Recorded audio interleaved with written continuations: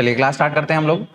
System of particles and rotational motion का पहले lecture में हमने 10 क्वेश्चंस देखे थे हमारे जेईई मेंस के पीवाईक्यूज, जो कि 2024 और 2025 के हम लोग कर रहे हैं।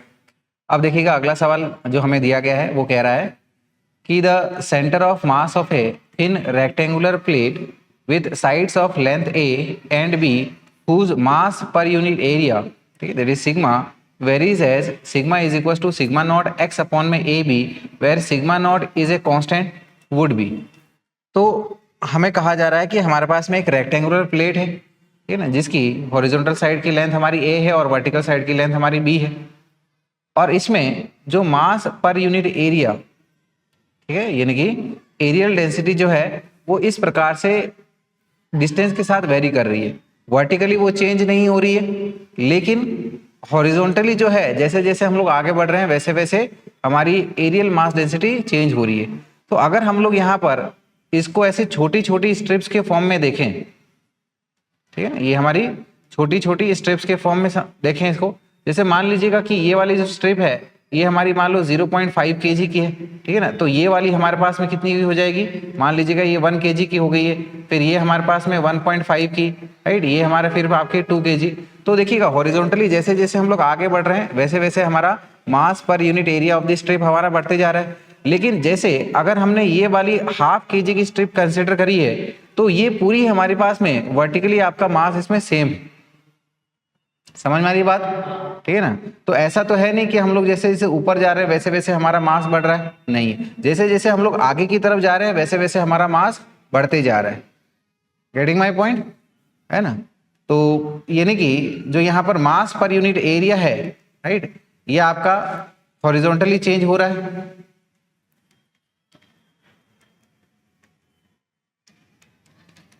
वर्क क्यों नहीं कर रही, अच्छा हाँ, तो यहाँ पर इसका मतलब क्या हुआ कि वर्टिकल में तो हमारे पास में मास डेंसिटी चेंज नहीं हो रही है, तो इसका मतलब क्या हुआ, वर्टिकल में जो इसका सेंटर ऑफ मास होगा, है ना, ये आपका वर्टिकली सिमेट्रिक रहेगी, यानी कि वर्टिकली ये हमारा कहीं पर इस जगह पे लाई करेगा, और हमारा हॉरिजॉन्टली जो है हम लोग जैसे जैसे आगे जा रहे हैं वैसे वैसे हमारा ये ना मास डेंसिटी बढ़ती जा रही है। तो ऑब्वियसली जो हमारे पास में सेंटर ऑफ मास रहेगा वो हॉरिजॉन्टली पे कहीं बीचों बीच से आपका आगे की तरफ होगा, क्योंकि हमें पता है कि हमारा सेंटर ऑफ मास उधर लाई करता है जहां पर मास ज्यादा हो। Getting my point. तो एक चीज तो हम लोग यहाँ पर से डेफिनेटली कह सकते हैं कि हमारे पास में वर्टिकली जो सेंटर ऑफ मास रहेगा इट विल बी b/2, ये हमारा क्या हो जाएगा, b/2 हो जाएगा। और अगर हमें यहाँ पर x डायरेक्शन के अलोंग पे सेंटर ऑफ मास निकालना है तो हम लोग क्या करेंगे, एक छोटी सी स्ट्रिप को यहाँ पर ऐसे कंसिडर कर लेंगे। लेट अस से इसका मास हमने dm कंसिडर कर लिया, तो dm कितना हो जाएगा, ठीक है ना, dm हो जाएगा इसका टोटल मास, ठीक है ना, divided total mass divided by the total area, यानी कि मास पर यूनिट एरिया इनटू जितना इसका एरिया है। तो टोटल मास इसका कितना हो जाएगा, ठीक है ना, देखिएगा हमारे पास में ये सिग्मा दिया हुआ है, ठीक है, तो टोटल मास अपॉन में एरिया ये हमारा क्या हो जाएगा, सिग्मा, ठीक है। तो हम लोग इसको बोल सकते हैं it is equal to sigma, और इसका जो एरिया है वो क्या हो जाएगा यहाँ पर, ठीक है ना, इतनी सी लेंथ के लिए हमने इसको ये dx की स्ट्रिप कंसिडर कर ली है, और इसकी हाइट हमारी कितनी है, b है, तो हम लोग कह सकते हैं ये हमारा इसका एरिया b dx हो गया। सिग्मा की वैल्यू हम लोग यहाँ पर सब्स्टिट्यूट कर सकते हैं, उससे हमारे पास में ये छोटी सी जो स्ट्रिप है इसका मास निकल के आ जाएगा। समझ में आई बात, है ना। तो यानी कि हम लोग कह सकते हैं कि जो हमारे पास में इस छोटी सी स्ट्रिप का मास होगा that is dm is equal to sigma not x upon में ab इंटू जो ये स्ट्रिप का area that is b dx।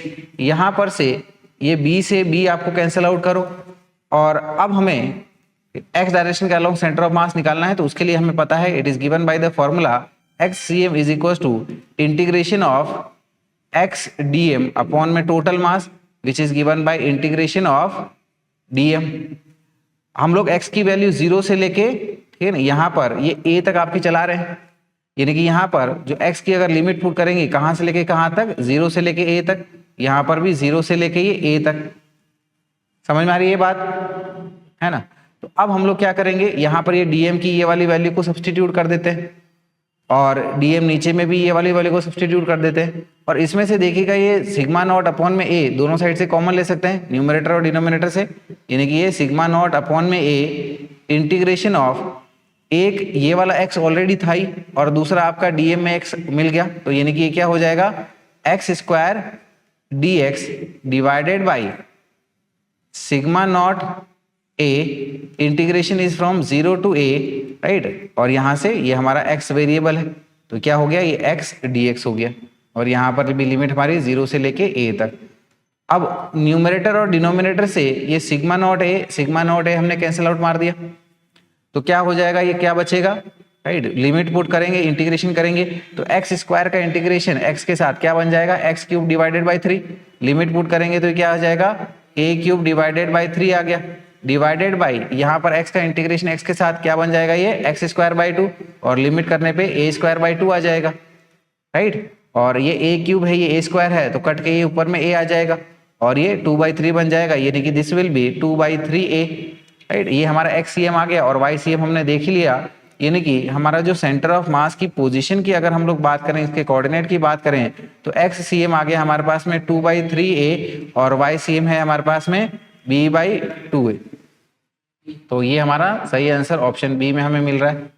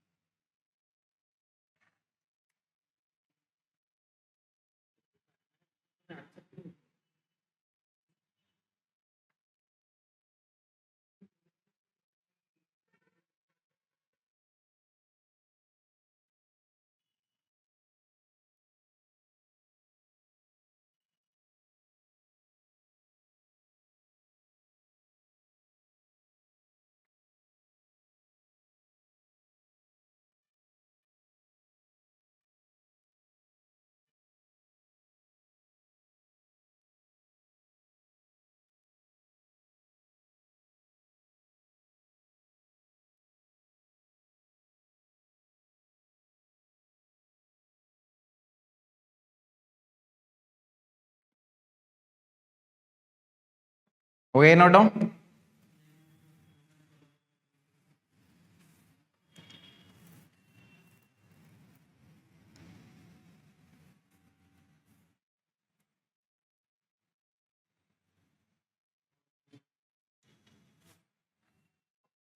चलेंगे अगला सवाल देखेंगे। सवाल दिया गया है कि an object of mass m is projected from origin in a vertical xy plane at an angle of 45 degree with the x axis with an initial velocity of v0। हमारे पास में एक ऑब्जेक्ट है जिसका मास m है और इसको हमने 45 डिग्री एंगल से फेंका है हॉरिजॉन्टल, यानी कि x एक्सिस के साथ में एक इनिशियल वेलोसिटी v0 से। So the magnitude and direction of the angular momentum of the object with respect to the origin and maximum height will be। जब ये ऑब्जेक्ट जो है जिसका मास m है जिसको हम लोग फेंक रहे हैं, जब वो अपने मैक्सिमम हाइट पे होगा तो ऑब्वियसली ग्रेविटी के इन्फ्लुएंस में प्रोजेक्टाइल मोशन करेगा, तो प्रोजेक्टाइल मोशन की इसकी ट्रेजेक्टरी में जब ये मैक्सिमम हाइट पे होगा तो वहां पर हमारा जो एंगुलर मोमेंटम होगा विथ रेस्पेक्ट टू ओरिजिन क्या होगा, जहां से हमने फेंका है ये हमें बताना है। तो देखिएगा इसका स्कीमेटिकली हम लोग इसको समझ लेते हैं कि जैसे हमारे पास में ये एक्स एक्सिस हो गई और ये हमारी वाई एक्सिस मान लें इसको, this is our x axis and this one is our y axis. तो हमने जो ऑब्जेक्ट है जिसका मास m है इसको नीचे से एक 45 डिग्री एंगल बनाते हुए फेंका है, सो ये हमारे पास में v0 हो गया, ये हमारा v0 हो गया और इसको हमने ये 45 डिग्री एंगल बनाते हुए फेंका, तो एक्सेलरेशन ड्यू टू ग्रेविटी इसके ऊपर नीचे की तरफ एक्ट करेगी, तो यानी कि इसका जो ट्रेजेक्टरी है जो पाथ रहेगा वो इस तरह से पैराबोलिक पाथ फॉलो करते हुए जाएगा। और जब अपने ये मैक्सिमम हाइट पे होगा, राइट, इस दौरान पर, तो इसके पास में अब वर्टिकल वेलोसिटी तो कोई होगी नहीं, जो भी वेलोसिटी रहेगी वो सिर्फ और सिर्फ हॉरिजॉन्टल पे हो जाएगी। एंड लेट अस से इसकी हॉरिजॉन्टल वेलोसिटी v हो गई है और इस दौरान पे हमें पता है कि ये अपने मैक्सिमम हाइट पे है, तो यानी कि यहाँ से लेके यहाँ तक ये हमारे पास में मैक्सिमम हाइट है। तो इस पॉइंट पर जो इसके पास में एंगुलर मोमेंटम है वो with respect two point of projection कितना है वो हमें बताना है। तो एंगुलर मोमेंटम हमारे पास में क्या होता है, it is linear momentum into r perpendicular that is lever arm. Linear momentum इस दौरान पर यानी कि मास इनटू वेलोसिटी इस डायरेक्शन पे, और ये इस पॉइंट के अबाउट हमें एंगुलर मोमेंटम बताना है। तो इसकी जो लाइन ऑफ एक्शन है, ठीक है ना, लाइन ऑफ एक्शन से आप एक परपेंडिकुलर गिरा दो ओरिजिन पे, जिस पॉइंट पर भी हमें हमारा एंगुलर मोमेंटम निकालना है। तो ये हमारी आर परपेंडिकुलर हो गई, और आर परपेंडिकुलर किसके बराबर दिख रही है आपको, मैक्सिमम हाइट के बराबर दिख रही है। समझ में आ रही है बात। तो यानी कि इसके लिए हम लोग क्या कह सकते हैं कि हमारे पास में जो यहाँ पर लीनियर मोमेंटम होगी, लीनियर मोमेंटम इस दौरान की मास इनटू वेलोसिटी, और वेलोसिटी क्या है, इस इनिशियल वेलोसिटी का हॉरिजॉन्टल कंपोनेंट, क्योंकि हॉरिजॉन्टल डायरेक्शन में वेलोसिटी चेंज नहीं होती है, क्योंकि हॉरिजॉन्टल डायरेक्शन में कोई एक्सेलरेशन नहीं होता है। तो यानी कि जो v है वो v नॉट का बेस कंपोनेंट, और बेस कंपोनेंट कितना हो जाएगा, v not cos 45 degree into r perpendicular that is the maximum height. ठीक है, और मैक्सिमम हाइट के लिए फॉर्मूला क्या होता है, u square sine square theta upon में 2g। तो यहाँ पर u क्या हो गया, v not square and this is sine square 45 degree upon में 2g, इस तरीके से। चलिए फर्दर सॉल्व करते हैं इसको। ये हमारा m v not cos 45 degree is 1/√2 into ये हमारा v नॉट स्क्वायर अपॉन में ये 2g, और साइन 45 डिग्री इज 1/√2, और उसका भी स्क्वायर करेंगे तो क्या आ जाएगा, 1/2 आ गया। यानी कि न्यूमरेटर में हमारे पास में क्या बन जाएगा, ये finally m v not cube divided by ये 4√2g।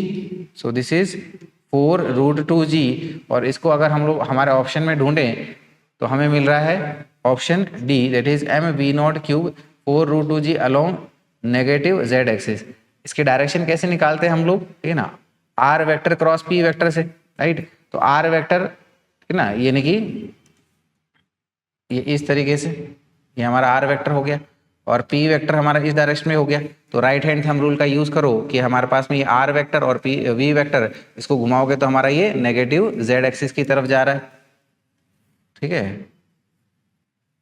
ये इस तरीके से है ना, क्योंकि पॉजिटिव z एक्सिस ये आपकी स्क्रीन के बाहर की तरफ, और एंगुलर मोमेंटम हमको किधर मिल रही है, ये स्क्रीन के अंदर की तरफ, देयरफॉर यानी कि आपका नेगेटिव z डायरेक्शन में हो जाएगा। ठीक है, नोट डाउन करें इसे।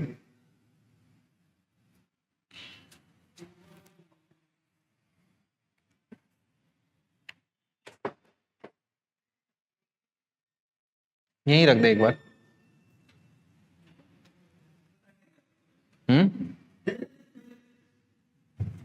एक बार यहीं रहने दो।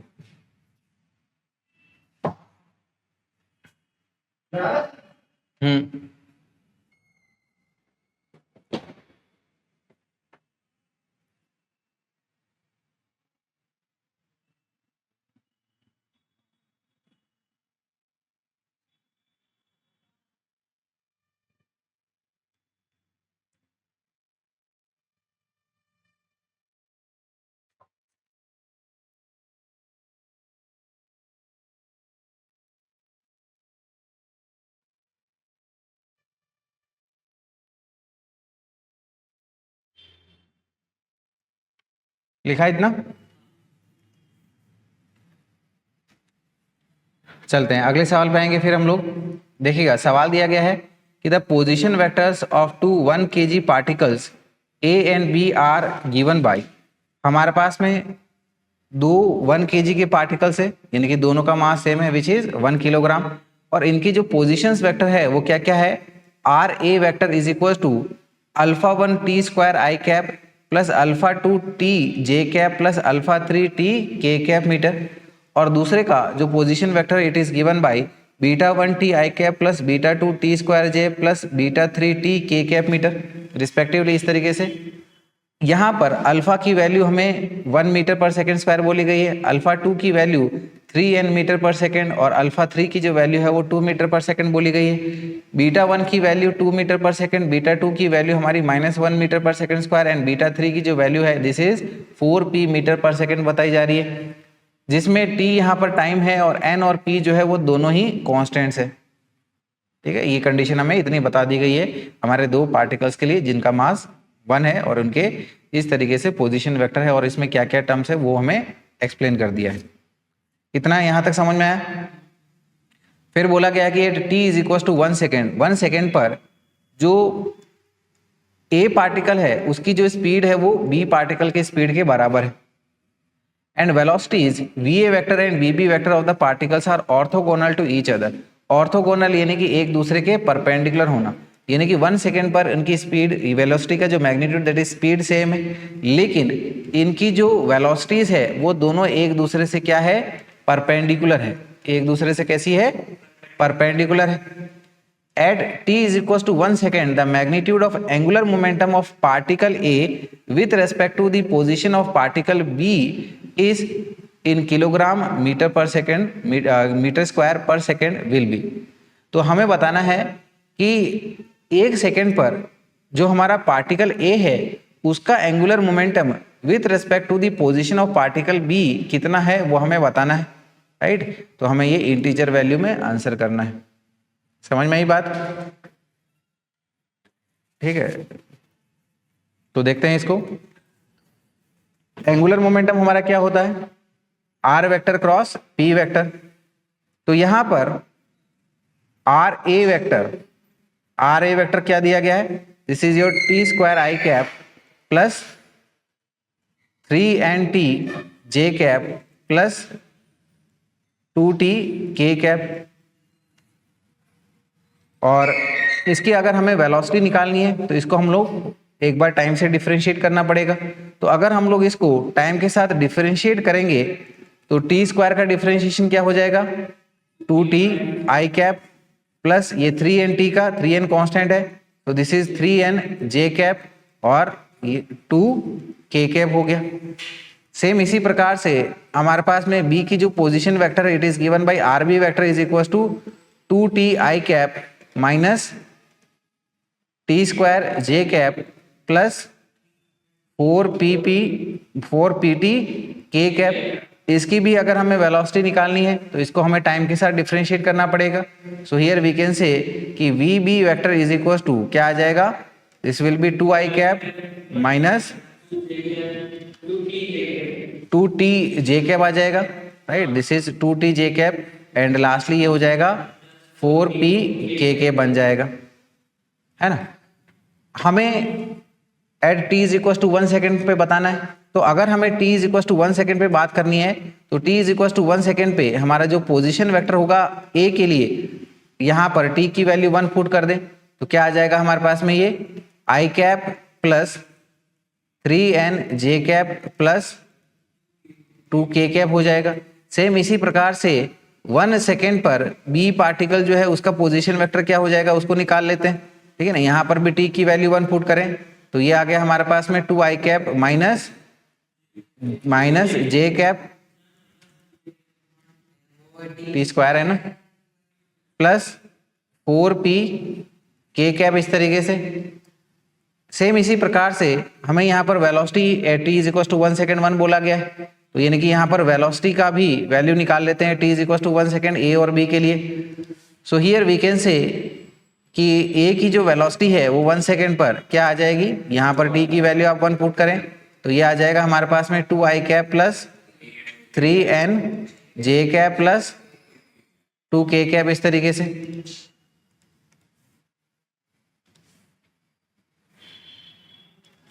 और सेम इसी प्रकार से B पार्टिकल के लिए 1 सेकेंड पर इसकी वेलोसिटी क्या आ जाएगी, t की वैल्यू आप 1 पुट करें तो ये आ जाएगा 2I कैप माइनस 2 जे cap plus 4P k cap. इतना समझ में आया। अब हमें यहाँ पर दो कंडीशंस दी गई है।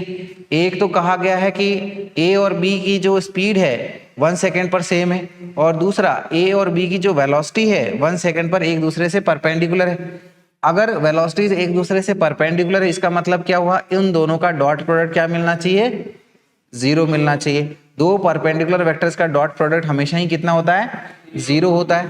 So here we can say कि VA1 vector dot product with VB1 vector will be equal to 0 क्योंकि ये दोनों एक दूसरे से कैसे हैं, परपेंडिकुलर है। तो हियर वी कैन से, ये ना, VA1 की वैल्यू पुट करो which is 2i cap plus 3n j cap plus 2k cap dot product with 2i cap minus 2j cap plus 4p k cap. अब देखिएगा इससे फायदा क्या होगा, ये जो दो कंडीशंस हम लोग यहाँ पर यूज करेंगे, फायदा ये होगा कि इसमें हमारे पास में n और p जो ये अननोन टर्म्स है ये निकल के आ जाएंगे। उसके बाद में हमारा जो क्वेश्चन कह रहा है उसके हिसाब से प्रोसीड कर लेंगे, है ना। इतना समझ में आया। तो हमें यहाँ पर इनका डॉट प्रोडक्ट करना है। तो हमें पता है आई कैप डॉट आई कैप 1 होता है, जे कैप डॉट जे कैप 1 होता है और के कैप डॉट के कैप 1 होता है। तो सबसे पहले ये क्या हो जाएगा, 2 इंटू 2 यानी कि 4 हो गया। So this will B 2 into 2 plus अगला टर्म हमारे पास में क्या है 3n into 2, right. So this will B 3n into, ये हमारे पास में देखिएगा -2 है ना। तो 3n इंटू -2 प्लस में अगला टर्म हमारे पास में क्या दिया है 2 इंटू दिस 4p, तो ये आ जाएगा 2 into 4p is equal to 0। तो देखिएगा ये 2 इंटू 2 यानी कि 4 हो गया, minus 6n plus 8p is equal to 0। और यहाँ पर पूरी इक्वेशन को आप 2 से डिवाइड कर लो तो क्या बन जाएगा हमारे पास में, ये 2 minus 3n plus 4p is equal to 0। Minus 3n को राइट की तरफ ले लो तो हमारे पास में ये इक्वेशन को हम लोग ऐसे लिख सकते हैं 3n is equal to 4p plus 2, right. एक इक्वेशन आ गई हमारे पास में, इसमें दो अननोन है तो ये तो सॉल्व नहीं हो सकती। तो इसीलिए हम लोग दूसरी कंडीशन का यूज कर लेते हैं कि 1 सेकेंड पर जो ए पार्टिकल की स्पीड है वो हमारी बी पार्टिकल की 1 सेकेंड पे स्पीड के बराबर है। तो 1 सेकेंड पर इसकी स्पीड कितनी आई थी हमारे पास में VA के लिए 2i cap plus 3n j cap plus 2k cap. तो इसका मैग्नीट्यूड हमें निकालना होगा, वही इसकी स्पीड होगी। तो मैग्नीट्यूड निकालने के लिए क्या करेंगे, under root of 2 square plus 3n square plus 2 का स्क्वायर। तो यानी कि हम लोग VA1 को कैसे लिख सकते हैं, अंडर रूट में 2 का स्क्वायर प्लस 3n का स्क्वायर प्लस 2 स्क्वायर, ये हमारा अंडर रूट में चल रहा है, इज इक्वल टू बी के लिए भी आपका इसी तरह से अंडर रूट में चलेगा और वो क्या हो जाएगा 2 का स्क्वायर प्लस -2 का स्क्वायर प्लस 4p का square. So this will B 2 square plus -2 का स्क्वायर प्लस 4p स्क्वायर। ये इस तरीके से हमारा अंडर रूट में, अंडर रूट हटाने के लिए दोनों साइड का स्क्वायर कर ले तो स्क्वायर, ये अंडर रूट तो आपका हट जाएगा और 2 का square is 4 plus 9n square plus 4 is equal to same इसी तरह से ये 4 प्लस 16p स्क्वायर। तो देखिएगा यहाँ पर ये 4 से 4 चला गया, सब्ट्रैक्ट हो जाएगा, है ना। और ये 4 को आप उधर सीधा ये 8 हट जाएगा आपका ना। तो यानी कि आपका 16p square is equal to 9n square, यानी कि क्या आ जाएगा ये 16p square is equal to 9n square. और from here we can say जो हमारे पास में 16p स्क्वायर है it is equal to 9n की जो वैल्यू है वो यहाँ से सब्स्टिट्यूट कर दो, क्या आ जाएगी 4p प्लस 2 डिवाइडेड बाई 3, है ना। तो ये कैसे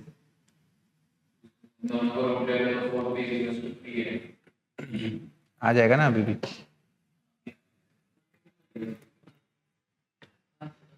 राइट। तो देखिएगा एक तो यहां पर ये स्क्वायर करेंगे तो ये 9 और ये 3 का स्क्वायर कट जाएगा,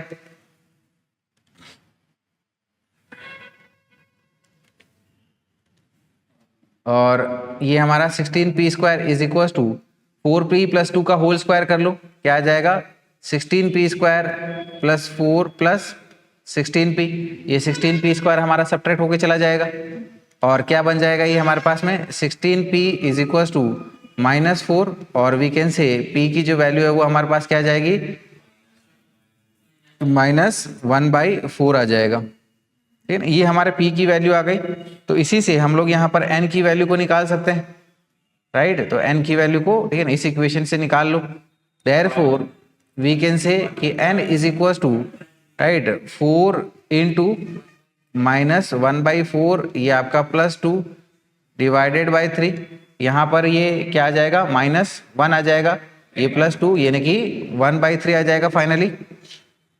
अब हमें बताना क्या है, angular momentum of a with respect to b. ठीक है ना, देखिएगा क्या बोला जा रहा है, we have to find the magnitude of angular momentum of particle a with respect to the position of particle b. तो हमें बताना है angular momentum of particle a with respect to b. ठीक है ना, तो एंगुलर मोमेंटम हमारे पास में क्या है, r vector cross p vector होता है, और पी क्या होता है, मास इंटू वेलोसिटी। देयरफॉर हम लोग कह सकते हैं it will be equals to mass of ए।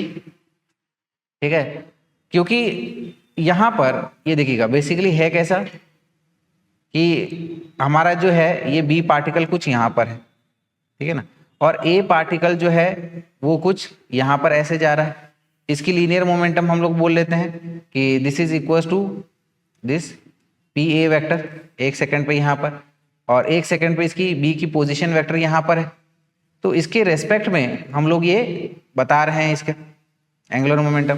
तो सिंपली ये क्या हो जाएगा, ठीक है ना, this will be equals to obviously this is your r A B vector cross p A vector. P a mass into velocity, यानी कि हम लोग इसको ऐसे भी बोल सकते हैं this is mass M A into ये R A B vector cross product with P A vector. समझ में आइए, यानी कि ये बन जाएगा R A B vector cross product with V A vector. तो यहां पर सबसे पहले आर ए बी वेक्टर की बात कर लेते हैं। तो r A B vector relative motion से क्या हो जाएगा, ये 1 सेकेंड पे बात करना है, तो r a one minus r b one. R a one हमने स्टार्टिंग में देखा था क्या है हमारे पास में, right, this is i cap plus 3n j cap plus 2 k cap, है ना। तो ये हो जाएगा हमारा s i cap plus 3n j cap plus 2 k cap subtracted with r b vector at 1 second. ठीक है, जो कि क्या है हमारे पास में, this is 2i cap minus j cap plus 4p k cap. तो ये बन जाएगा हमारे पास में 2i cap minus j cap plus 4p k cap. और यहाँ पर n और p की वैल्यू तो हमने निकाली थी, ठीक है ना। तो n की वैल्यू हमारे पास में क्या है, n की वैल्यू 1/3 को पुट कर लो यहाँ पर, और p की जो वैल्यू है वो क्या पुट करोगे, ठीक है ना, ये हमारे पास में आया था -1/4। ठीक है, तो यहाँ पर इसको सब्सटीट्यूट कर लो -1/4। तो यहाँ पर ये देखिएगा ये आई कैप है, ये -2i कैप क्या बन जाएगा, ये -i कैप। फिर यहाँ पर ये हमारा जे कैप है और ये हमारा प्लस जे कैप, यानी कि कितना हो जाएगा +2 जे cap, and this is 2 k cap subtracted with minus plus हो जाएगा, यानी कि 2 के कैप प्लस के कैप कितना आ जाएगा, ये 3 के कैप हो जाएगा। और वी ए वेक्टर की अगर हम लोग बात करें तो V A vector at 1 second क्या था हमारे पास में, V A, right, this is कहाँ गए, हाँ 2i cap plus 3n j cap plus 2 k cap. इसमें n की वैल्यू को सब्सटीट्यूट कर लेंगे हम लोग, तो क्या आ गया, ये 2i cap plus 3n j cap plus 2 k cap, और n की वैल्यू हमारे पास में क्या आई थी 1/3, यानी कि ये क्या बन जाएगा हमारे पास में एस 2i कैप प्लस जे कैप प्लस 2 के कैप।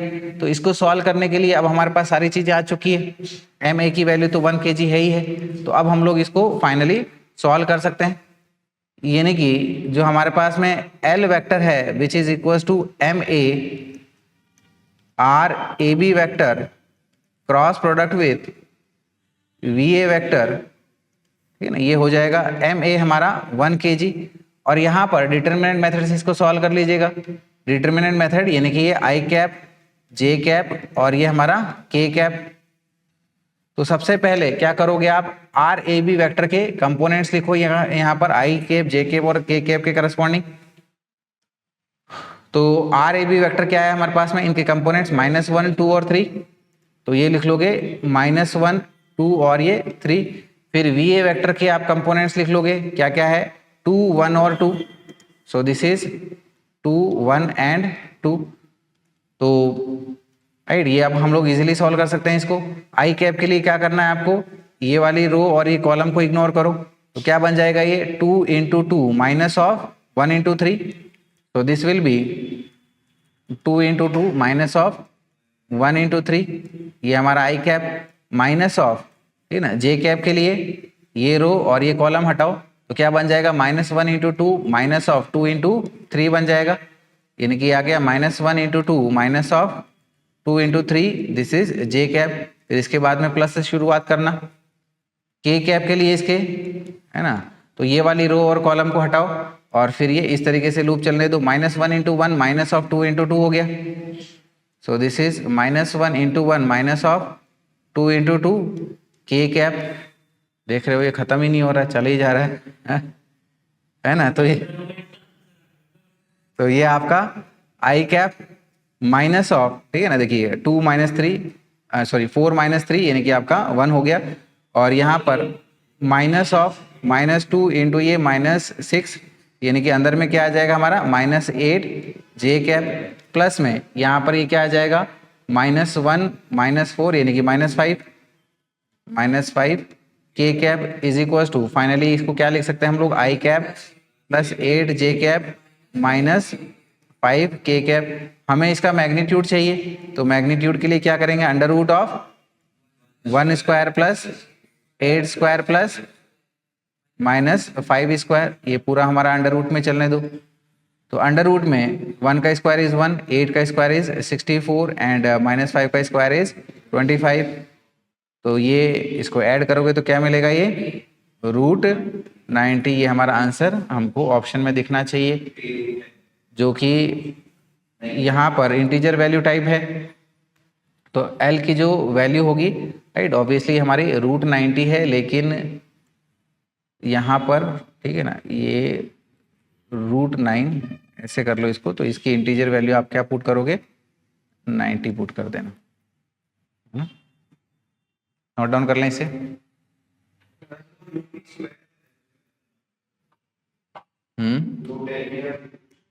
हाँ, L स्क्वायर होगा जो भी होगा, है ना, जैसे आपका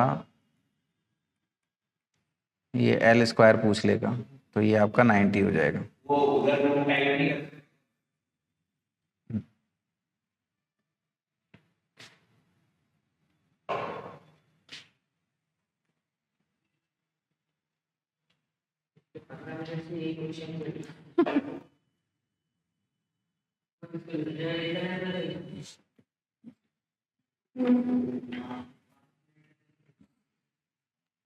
लेकिन ये आपके सारे कंसेप्ट्स को टेस्ट कर रहा है।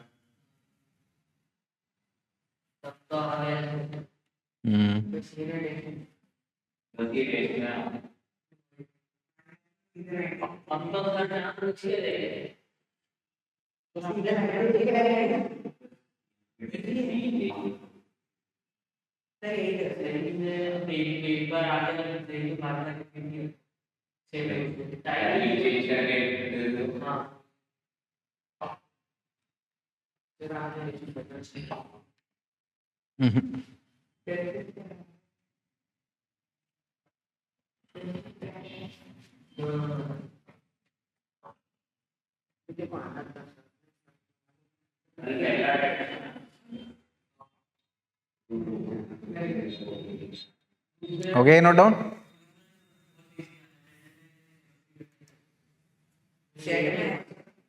बातें मत करो, लिखो।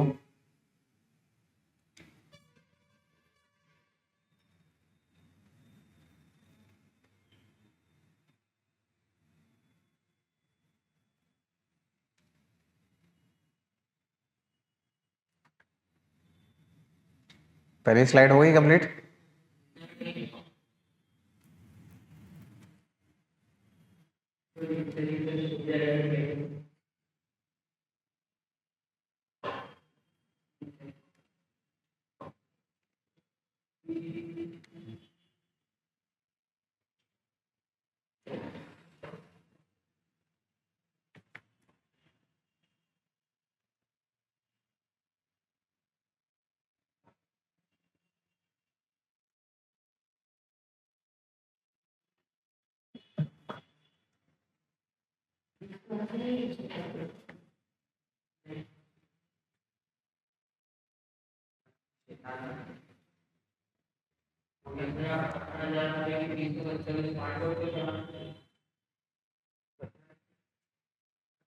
फटाफट लिखो इसे।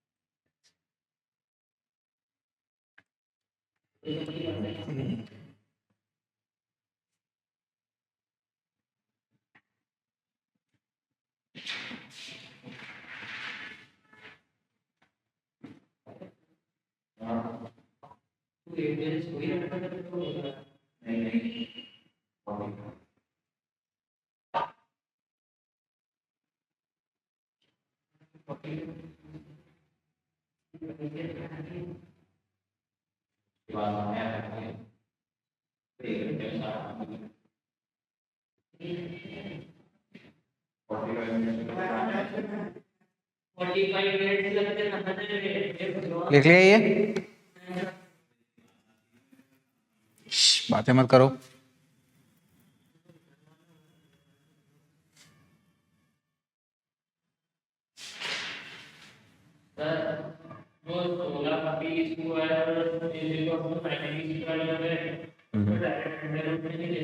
कर लो, वैसे भी आ जाएगा।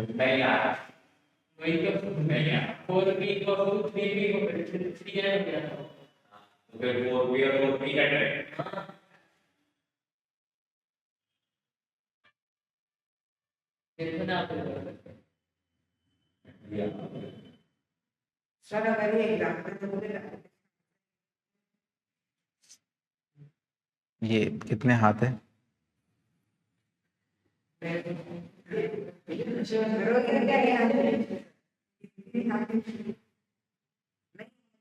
और गाल कितने तेरे?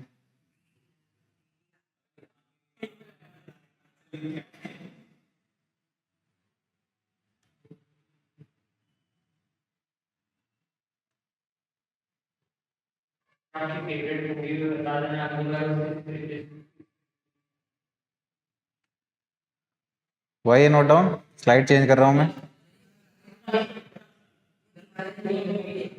आज बहुत मुंह चल रहा है तुम लोगों का।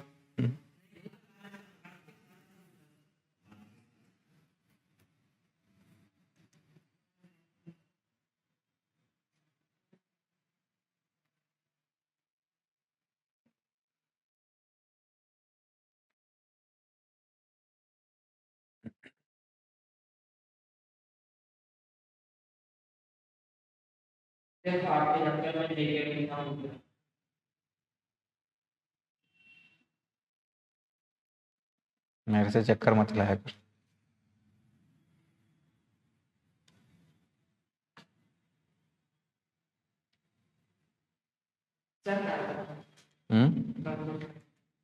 कर दूं?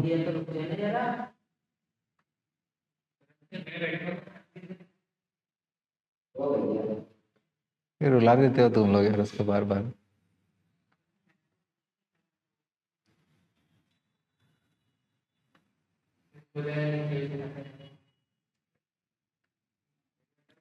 वो टाइम पूछने वाला आया नहीं अभी तक, काफी दिनों से।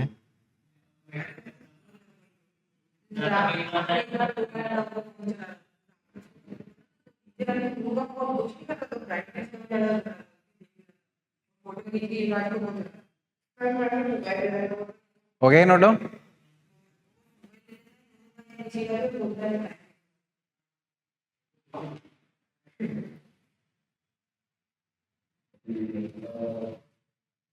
2 पेज भर गए होंगे इसमें आपके।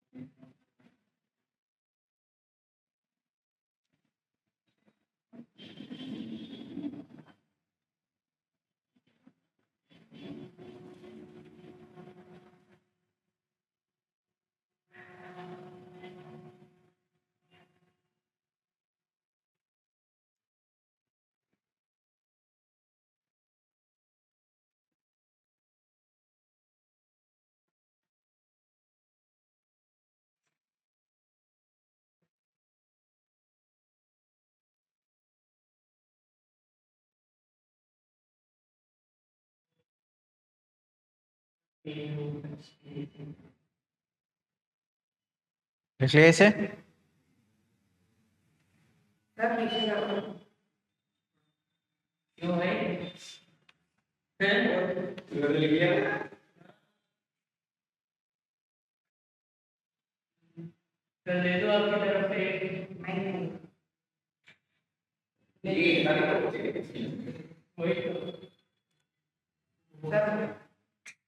हो गए सभी का नोट डाउन। चलेंगे अगले सवाल पे आएंगे फिर हम लोग। देखिएगा सवाल दिया गया है, सभी लोग ध्यान दें इधर। सवाल में मेंशन किया गया है कि the coordinates of a particle with respect to origin in a given reference frame is 1,1,1 metre. तो किसी पार्टिकल का जो कोऑर्डिनेट है, ठीक है ना, ओरिजिन के रेस्पेक्ट में, ठीक है, गिवन फ्रेम में क्या है उसकी पोजीशन या लोकेशन, ठीक है ना, 1,1,1 metre. If a force of F vector is equal to I cap minus J cap plus K cap acts on the particle, then the magnitude of torque with respect to origin in Z direction is।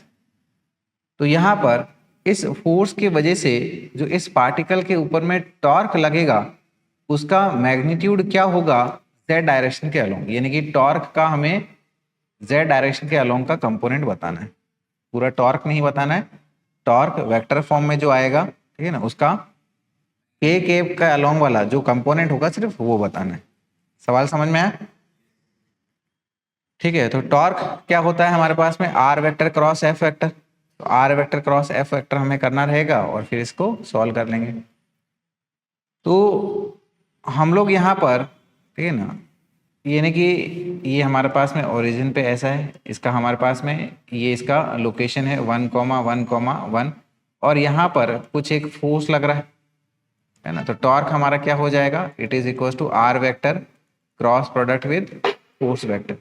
तो सबसे पहले हमारे पास में ये R vector बता दूं, है ना। वैसे तो आप इसको डायरेक्टली भी बता सकते हो, लेकिन कैसे बताते हैं, final position vector minus initial position vector, right, that is 1 minus 0 है I cap plus 1 minus 0 J cap plus 1 minus 0 K cap, यानी कि सिंपली क्या आ जाएगा, ये I cap plus J cap plus K cap, क्योंकि विद रिस्पेक्ट टू ओरिजिन हमें बताना है। देयरफॉर टॉर्क टाउ क्या आ जाएगा हमारे पास में, it is equal to R vector cross product with F vector. और क्रॉस प्रोडक्ट कैसे करेंगे हम लोग, डिटर्मिनेंट के मेथड से। तो यहाँ पर ये I कैप J कैप और K कैप को मेंशन कर दें इस तरीके से। सबसे पहले कंपोनेंट्स किसके लिखोगे आप, R वेक्टर के, और उसके नीचे में F वेक्टर के। तो R वेक्टर के हमारे कंपोनेंट्स 1 1 एंड 1, F वेक्टर के कंपोनेंट्स 1 माइनस 1 एंड 1। तो ये हो गया 1 माइनस 1 एंड 1 इस तरीके से, इज इक्वल टू टॉर्क का हमारा I कैप वाला कंपोनेंट कैसे निकालोगे, ठीक है, ये इसका ये वाला करके। वैसे तो हमको K कैप चाहिए तो डायरेक्टली आप K कैप के लिए इसको सॉल्व कर सकते हो, लेकिन अगर आपको पूरा देखना है तो मैं एक बार को एक्सप्लेनेशन के पॉइंट ऑफ व्यू से पूरा बता रहा हूँ। ये 1 इंटू 1, ये माइनस 1 इंटू माइनस 1 इंटू 1, यानी कि ये आ गया 1 into 1 minus of minus 1 into 1, ये हमारा I cap minus of J cap के लिए क्या हो जाएगा 1 into 1 minus of 1 into 1 J cap and K cap के लिए क्या आ जाएगा ये हमारे पास में, ठीक है ना, 1 इंटू माइनस 1 माइनस 1 इंटू 1 ये हमारा के कैप इस तरीके से। So this will be given by, right, क्या आ जाएगा ये हमारे पास में 1 प्लस 1 आ गया ये आई कैप माइनस ऑफ ये हमारा 1 माइनस 1 जे कैप प्लस में ये हमारा -1 ये -1 के कैप, यानी कि फाइनली ये तो हमारे पास में 2 आई कैप हो गया, 2 आई कैप, ये तो 0 हो गया तो इसको हटा दो और ये क्या आ गया हमारे पास में -2 के कैप। तो हम लोग कह सकते हैं कि टॉर्क का जो z डायरेक्शन के अलोंग में इसका मैग्नीट्यूड होगा वो क्या होगा 2 हो जाएगा। So the correct answer will be integer में आप इसको 2 फिल करिएगा।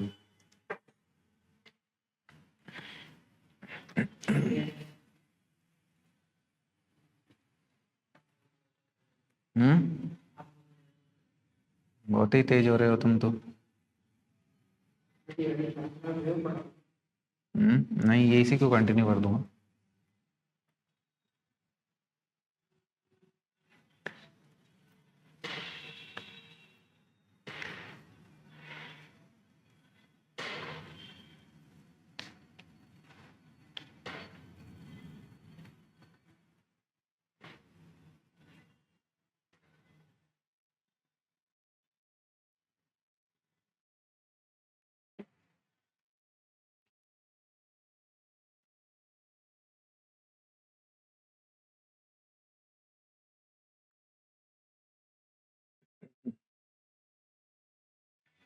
लिखा इसे?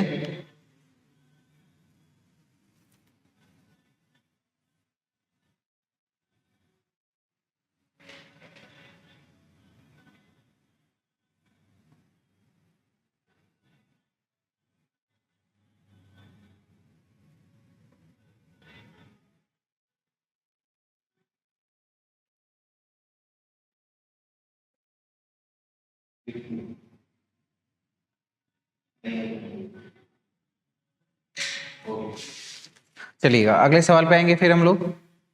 सवाल में दिया गया है कि ये uniform thin metal plate of mass 10 kilogram with dimensions is shown.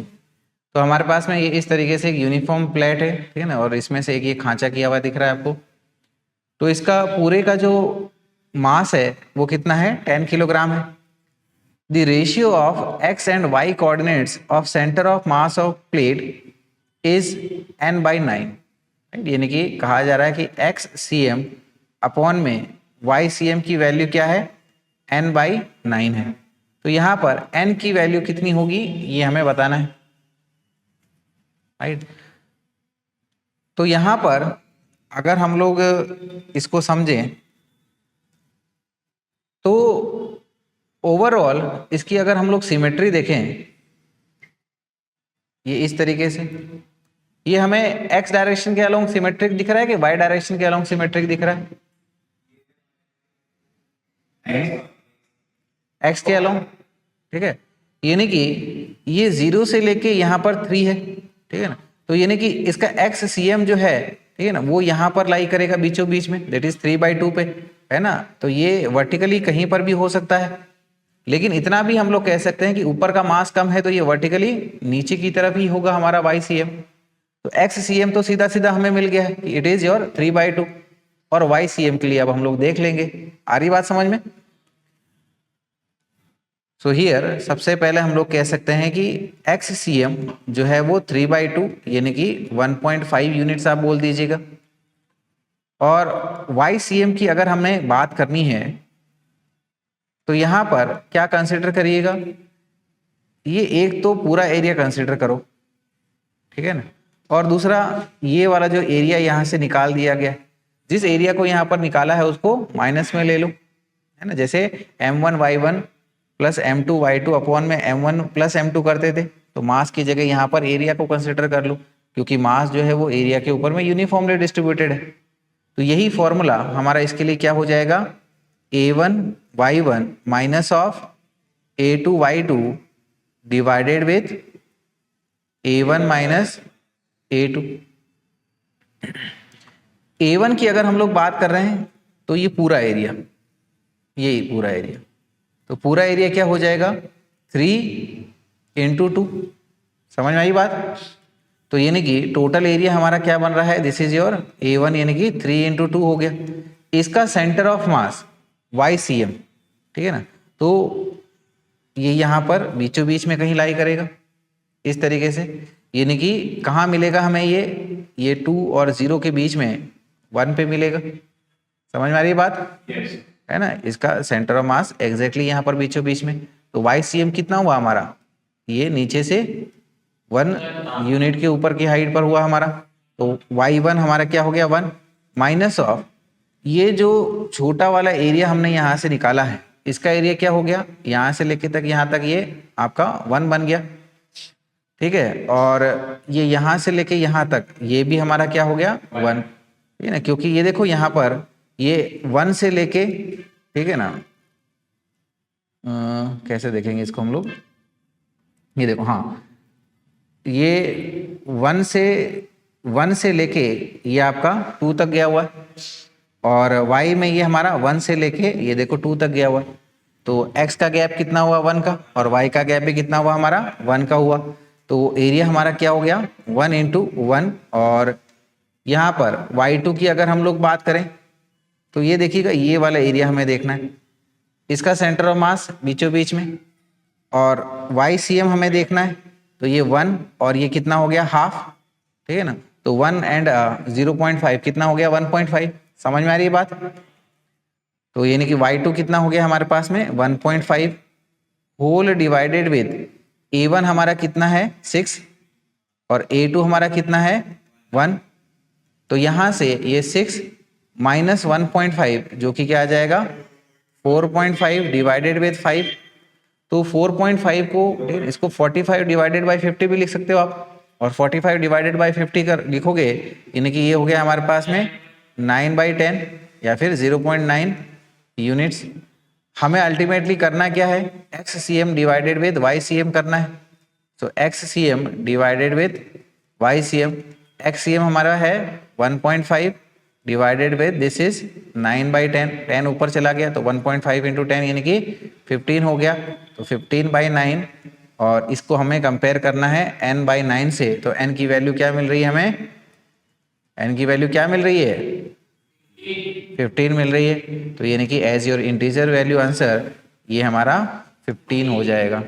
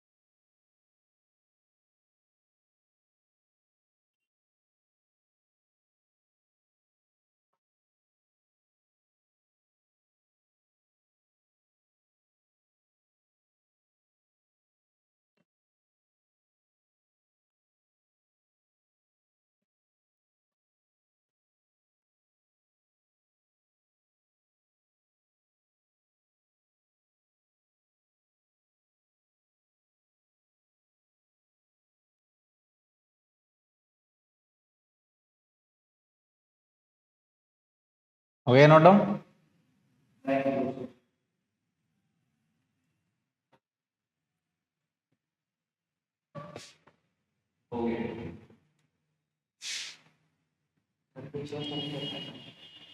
चलिए अगला सवाल देखेंगे। फिर देखिएगा, क्वेश्चन में दिया गया है कि in a system 2 particles of masses m1 is equal to 3 kilogram and m2 is equal to 2 kilogram are placed at a certain distance from each other.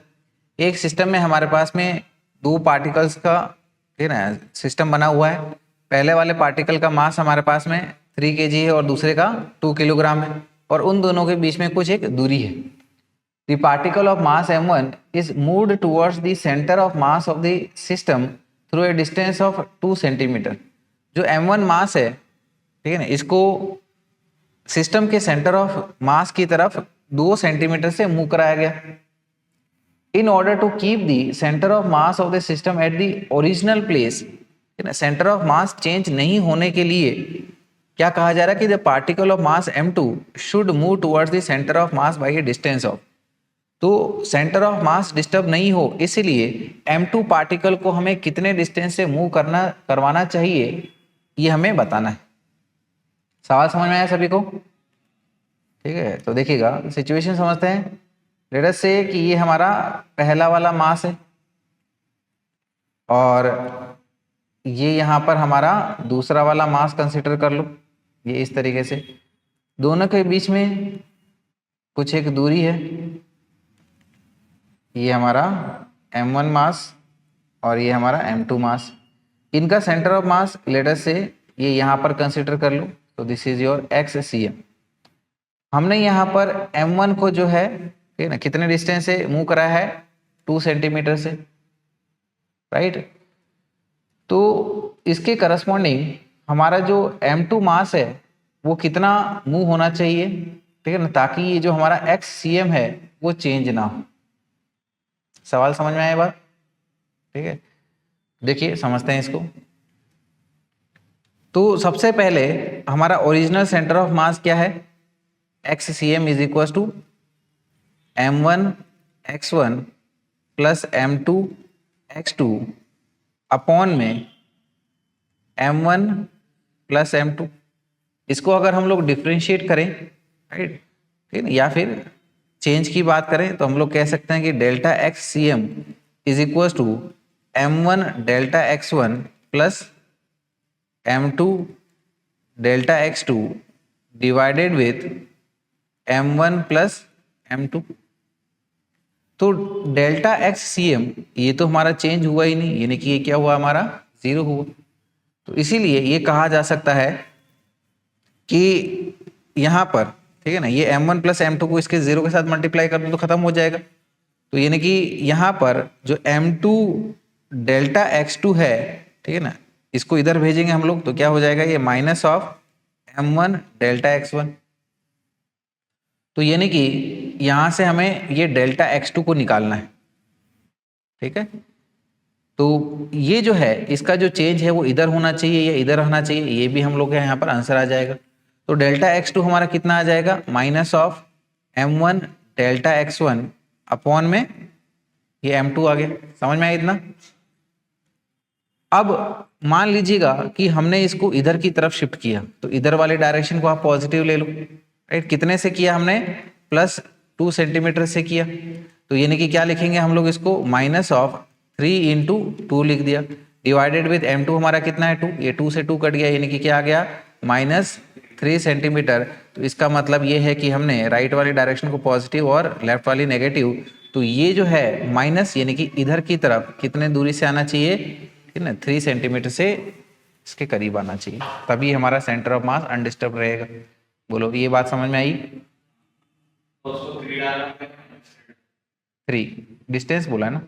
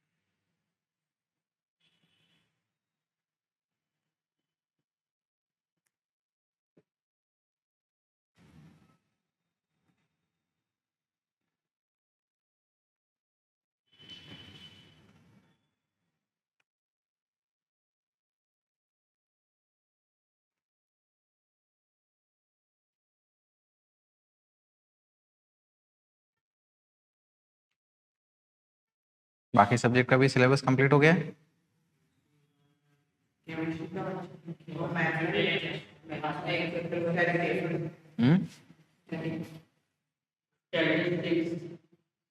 Statistics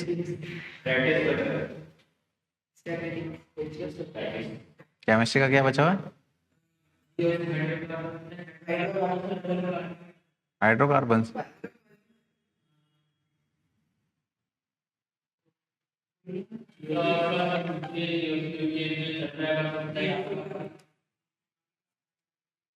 हो गया नोट डाउन? चलते हैं अगले सवाल पे आते हैं। देखिएगा सवाल दिया गया है कि the identical spheres each of mass 2m are placed at the corners of a right angled triangle with mutually perpendicular sides equal to 4 metre each. तो हमारे पास में ये नहीं क्या बोला जा रहा है कि आइडेंटिकल स्फीयर्स है जिनका मास कितना है 2m है, और इनको जो है हमने एक राइट एंगल ट्राइंगल के वर्टाइसिस के ऊपर में रखा हुआ है, राइट, और म्यूचुअली परपेंडिकुलर साइड्स, और जिसकी परपेंडिकुलर जो साइड्स है उनकी लेंथ हमारी 4 मीटर बताई गई है। Taking point of intersection of these two sides as origin, ये आपका जो राइट ट्राइंगल है जहां पर ये दो साइड्स एक दूसरे से परपेंडिकुलर है, जहां पर ये इंटरसेक्ट हो रही है उसको अगर हम लोग हमारा ओरिजिन माने, then the magnitude of position vector of the center of mass of the system is 4√2 by x।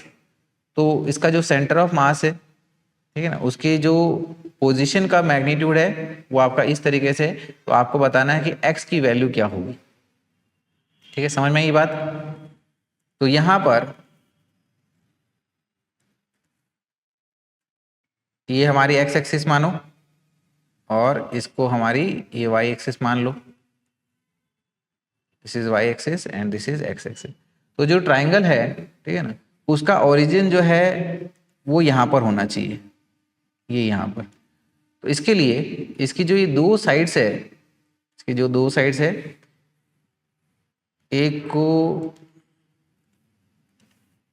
आप ये मान लो और दूसरी हमारी ये ऐसे हो गई, और इनको ऐसे ज्वाइन कर दो।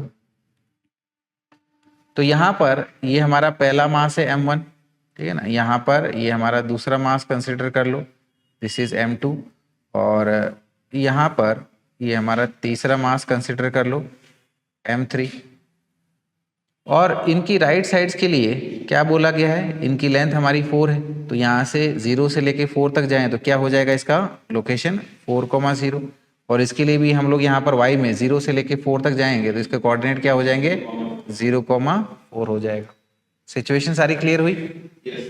तो इन तीनों पार्टिकल्स को मिला के जो हमारे पास में सेंटर ऑफ मास बनेगा, उस सेंटर ऑफ मास की जो पोजिशन वेक्टर होगी उसका मैग्नीट्यूड हमें बताना है।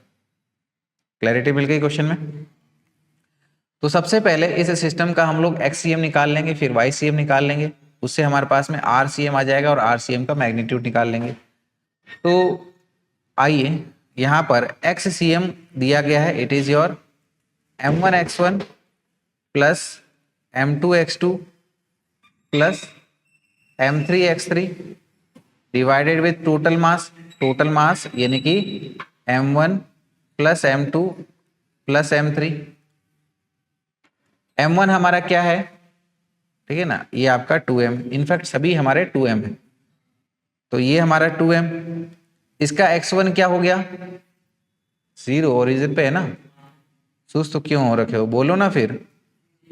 ये 2m इंटू m2 के लिए, अरे x 0 नहीं दिख रहा है, अरे m2 के लिए हमारा 0 है, m3 के लिए हमारा 4 है, सॉरी, तो ये हमारा 0 हो गया, प्लस ये हमारा 2m इंटू ये क्या हो गया हमारे पास में 4 हो गया, सही चल रहा है, divided with total mass 2m plus 2m plus ये हमारा 2m हो गया। तो एक तो ये टर्म 0 बन गया, ये टर्म भी हमारा 0 बन गया, और न्यूमरेटर और डिनोमिनेटर से ये 2m 2m 2m 2m को कॉमन लेके कट मार दो। तो यहाँ पर फाइनली क्या आ जाएगा 4 डिवाइडेड विद 2 प्लस 2 प्लस 2 यानी कि अरे 2 प्लस 2 प्लस 2 कितना होता है, अरे हाँ 1 प्लस 1 प्लस 1 यानी कि आपका ये 3 हो गया, तो यानी कि ये आ गया हमारे पास में 4/3, ये 2 दिख रहा है ना मेरे को, ठीक है। तो यहां पर है ना। YCM क्या हो जाएगा हमारे पास में, M1Y1 plus M2Y2 plus M3Y3 whole divided by total mass, जो कि क्या हो गया M1 plus M2 plus M3। अब M1 से शुरुआत करते हैं, ठीक है ना। मास हमारा 2m है, Y1 क्या हो जाएगा 0। सेम इसी तरह से M2 के लिए ये 2m इंटू Y क्या हो गया हमारा 4 हो गया, और M3 के लिए क्या हो गया 2m इंटू Y 0 हो गया, whole divided with total mass which is 2m plus हमारा ये 2m हो गया। तो दो चीजें तो ये 0 हो गई और ये चीजें भी हमारी 0 हो गई। न्यूमरेटर और डिनोमिनेटर से 2m को कॉमन लेके कट मार दो, है ना। तो फिर से हमारे पास में क्या आ जाएगा, ये 4/3 आ जाएगा। So this is 4/3। तो यहाँ पर जो हमारा सेंटर ऑफ मास है उसका पोजीशन वेक्टर हम लोग कैसे लिख पाएंगे, it is equal to XCM I cap plus YCM J cap. XCM हमारा क्या है 4/3 या I cap plus 4/3 J cap, और इसी का ही तो हमें क्या करना है, मैग्नीट्यूड निकालना है। तो मैग्नीट्यूड निकालना बड़ा मुश्किल होता है क्या, नहीं होता है ना।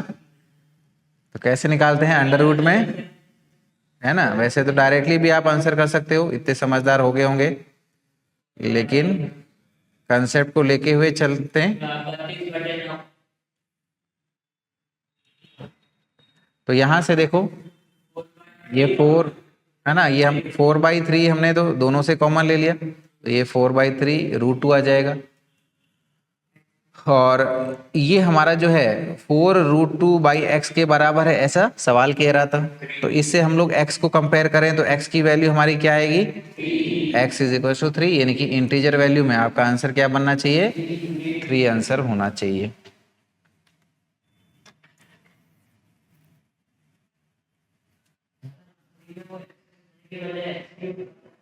कौन, ऐसे ही है, कुछ बदमाश होते ना।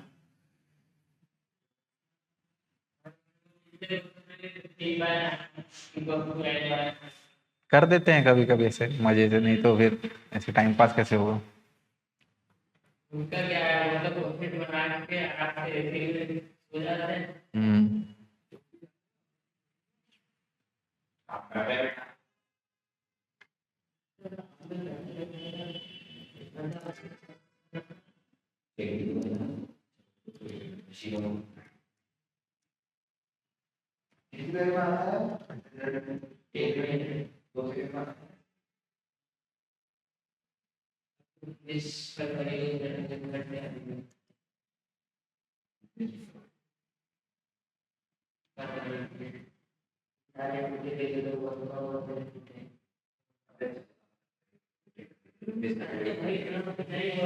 हो गया नोट डाउन।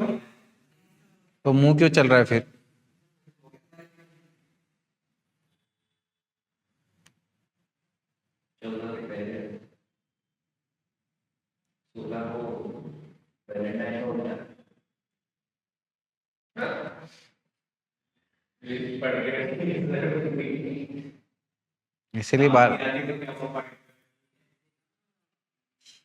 इसीलिए बाल बढ़ा रहे हो क्या।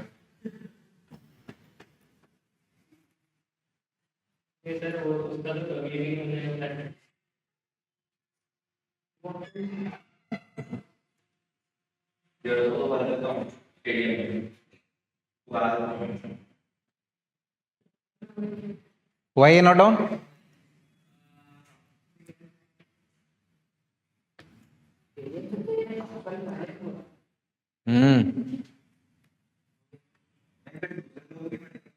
चलो अगला क्वेश्चन देखते हैं हम लोग, बातें नहीं।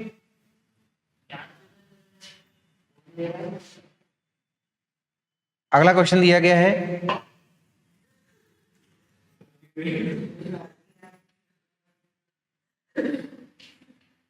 ये body of mass m is projected with a speed u making an angle of 45 degree with the ground। एक बॉडी है जिसका मास m है और इसको जो है हमने u स्पीड से फेंका है, प्रोजेक्ट किया गया है हॉरिजॉन्टल से 45 डिग्री एंगल बनाते हुए। The angular momentum of the body about the point of projection at the highest point is expressed as root 2 m u square per kg, u cube पर kg ऐसा बोला गया है। सो दी वैल्यू ऑफ x इज, तो यहाँ पर x की value हमारी क्या होगी ये हमें बताना है। कितने बार ऐसे क्वेश्चन कर चुके हैं हम लोग। तो यहाँ पर हमारी सिचुएशन को देखते हैं। तो ये हमारी x एक्सिस मानो और इसको हमारी y एक्सिस मान लें।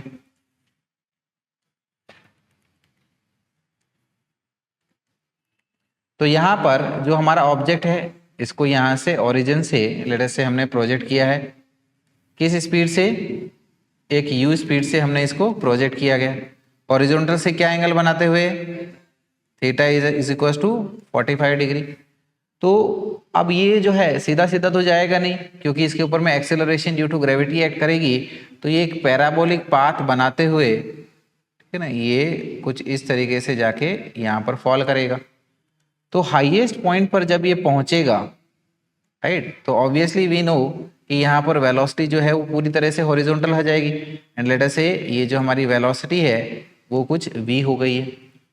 तो इस पॉइंट पर ओरिजिन के रेस्पेक्ट में हमारा एंगुलर मोमेंटम कितना होगा, ये हमें सवाल का जवाब देना है।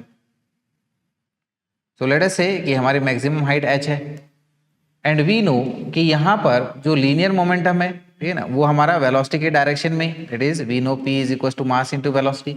और इस पॉइंट के अबाउट हमें एंगुलर मोमेंटम बताना है।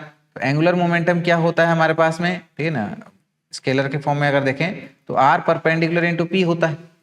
r परपेंडिकुलर लीनियर मोमेंटम की ये लाइन ऑफ एक्शन को देख लो, तो इससे हमारा एक परपेंडिकुलर ड्रॉप कर दो, ये हमारा r परपेंडिकुलर हो गया। और ये r परपेंडिकुलर किसके बराबर है? मैक्सिमम हाइट के बराबर है। तो बस अब इसको सॉल्व कर लो। तो L हमारा क्या हो जाएगा? P into r perpendicular. P हमारा mass into velocity at the highest point into r perpendicular हमारा मैक्सिमम हाइट के बराबर। तो ये हो जाएगा m, इनिशियल वेलोसिटी u है, तो हाईएस्ट पॉइंट पर इसकी वेलोसिटी क्या हो जाएगी? इनिशियल वेलोसिटी का हॉरिजॉन्टल कंपोनेंट, यानी कि ये क्या हो गया? u cos theta into maximum height projectile motion में पार्टिकल की कितनी होती है? u square sine square theta upon में 2g के बराबर। तो देखिएगा ये u इंटू यू क्या हो जाएगा? u क्यूब, तो ये बन जाएगा m u cube. Theta put कर लीजिएगा वैल्यू, तो ये आ गया हमारे पास में cos 45 degree into sine square 45 degree divided with 2g। तो यहाँ से ये m u क्यूब अपॉन में 2g ले लें, और यहाँ पर cos 45 डिग्री की वैल्यू 1/√2, साइन 45 डिग्री अगेन 1/√2, और स्क्वायर क्या हो जाएगा हमारा? 1/2। यानी कि न्यूमरेटर हमारा आ जाएगा m u क्यूब और डिनोमिनेटर क्या आ जाएगा? 4√2g के बराबर। ठीक है, तो राइट, और इसको √2 के फॉर्म में हमें लिखना है न्यूमरेटर में। तो क्या करिएगा? पूरी वैल्यू को √2 से मल्टीप्लाई और डिवाइड कर लें। यानी कि इसको हम लोग ऐसे भी लिख सकते हैं √2 m u क्यूब अपॉन में, ठीक है ना, यहाँ पर ये √2 इंटू √2 2 हो जाएगा, तो 4 इंटू 2 कितना हो गया? 8g। और इसको अब हम लोग इस वैल्यू के साथ कंपेयर कर लेते हैं, जो कि क्या है? √2 m u क्यूब अपॉन में ये हमारा xg के बराबर।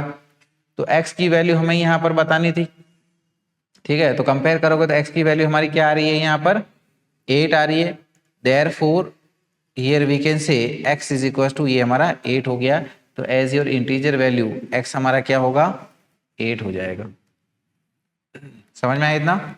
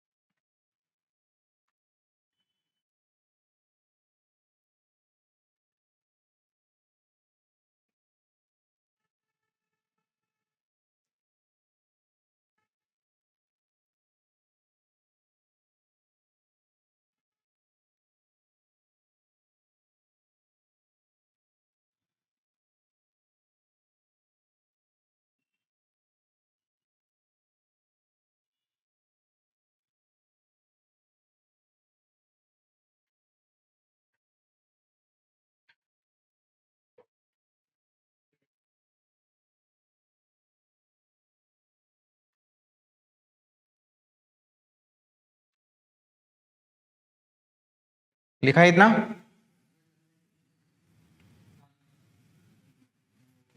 चलेंगे अगले सवाल पे आएंगे हम लोग। देखिएगा, सवाल दिया गया है कि ये body of mass 5 kilogram moving with a uniform speed of 3√2 metre per second in X Y plane along the line y is equal to x minus 4। हमारे पास में एक 5 kg का मास है जो कि uniform speed 3√2 metre per second से x Y plane में मूव कर रहा है, और किस इक्वेशन के accordingly y is equal to x minus 4 के इक्वेशन के अकॉर्डिंगली। ये इक्वेशन हमारी स्ट्रेट लाइन है, यानी कि इस स्ट्रेट लाइन की इक्वेशन के अलोंग हमारा जो पार्टिकल है वो 3√2 मीटर पर सेकेंड की स्पीड से जा रहा है। समझ में आई इतनी बात? The angular momentum of the particle about the origin will be, तो इस पार्टिकल का एंगुलर मोमेंटम ओरिजिन के अबाउट कितना होगा ये हमें बताना है।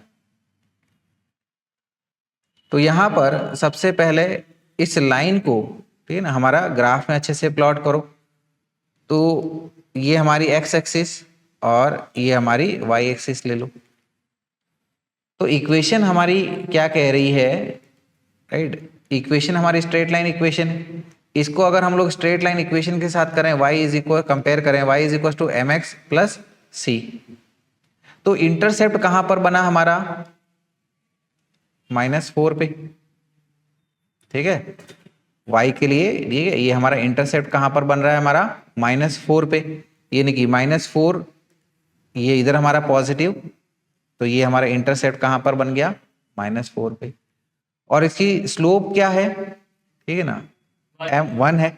स्लोप यानी कि tan थीटा, ठीक है ना। tan theta is equal to 1, तो थीटा कितना हो गया? 45 डिग्री। और ये हमारा पॉजिटिव स्लोप बना रहा है, तो इसीलिए लाइन इक्वेशन हमारी कैसे जाएगी? ये इस तरीके से हमारी ये लाइन बनेगी, राइट। तो यहां पर ये एंगल हमारे पास में 45 डिग्री है, ये एंगल हमारा 45 डिग्री है, ये 90 है यहाँ पर। तो ये ट्राइंगल को देखो इस तरीके से, तो ये एंगल भी हमारा क्या हो गया? 45 डिग्री। तो जो मास है 5 किलोग्राम का, ठीक है ना, ये हमारा 5 किलोग्राम का जो इस तरीके से मास है वो इस लाइन के अलोंग जा रहा है। तो इसका जो हमारा एंगुलर मोमेंटम है वो हमें ओरिजिन के अबाउट बताना है, ठीक है। तो यहां पर, ठीक है ना, ये हमारा इधर में 4 है, राइट, तो ये भी हमारा 4 हो जाएगा। इक्वेशन हमारी क्या हो गई? ठीक है, दिस इज योर, ये इसको x प्लस 4 ले लो आप भले, हाँ, है ना, ये हमारा x प्लस 4 है ना। तो यानी कि, राइट, ये हमारा यहाँ पर 4 है।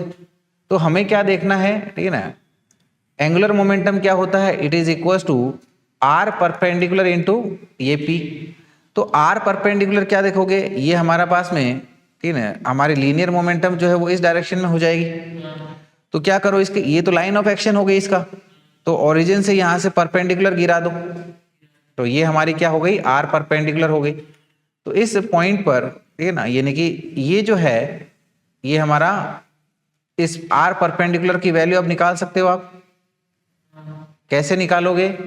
कि ये एक राइट एंगल ट्राइंगल देख लो, है ना, ये एंगल हमारा 45 डिग्री है, ये 90 डिग्री है, तो ये हाइपोटेनस हमारी 4 है, ठीक है। तो यानी कि ये r बेसिकली ये क्या हो गया? 45 डिग्री से देखे तो इसका हमारा ये परपेंडिकुलर कंपोनेंट हो गया 4 का, यानी कि तौबा तौबा, पूरा मूड खराब कर दिया। ठीक है, क्या हो जाएगा ये? 4 sin 45 degree, r perpendicular is equal to, ये क्या हो जाएगा? 4 sin 45 डिग्री।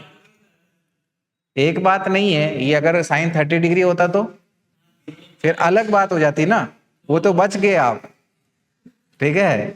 तो क्या हो जाता है? ये क्या हो गया? ये 4 इंटू 1/√2, तो ये आ जाएगा 2√2 हो गया, है ना। तो एल हमारा यहाँ पर क्या हो जाएगा? ठीक है ना, linear momentum into r perpendicular, और लीनियर मोमेंटम यानी कि mv r परपेंडिकुलर। मास हमारा 5 है, स्पीड कितनी दे रखी है? 3√2 इंटू r परपेंडिकुलर क्या हो गया? ये 2 √2, तो फाइनली आंसर क्या आ जाएगा, ये √2 × √2 हमारा 2 हो गया, तो 2 × 2 4, 4 × 3 12, और 12 × 5 करोगे तो 60 आ जाएगा। तो हमारा फाइनल आंसर क्या बन जाएगा, 60 kg/m²। तो इंटीजर में हमारा आंसर क्या बनेगा, ये 60।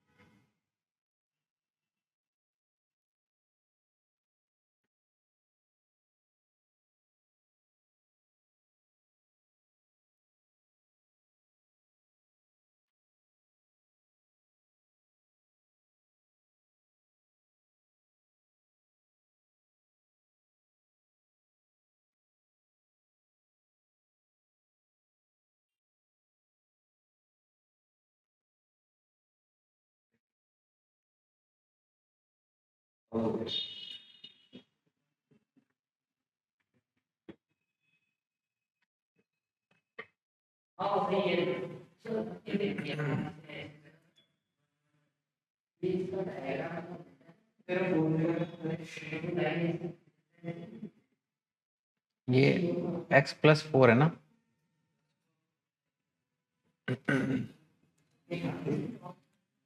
ठीक है। देखिएगा अगला हमारा टॉपिक शुरू हो रहा है, मोमेंट ऑफ इनर्शिया।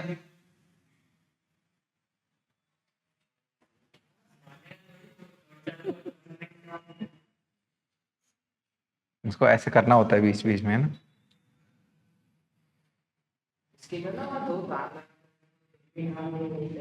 यहाँ से ऐसे बटन दबाऊंगा, वैसे ही लेके फिर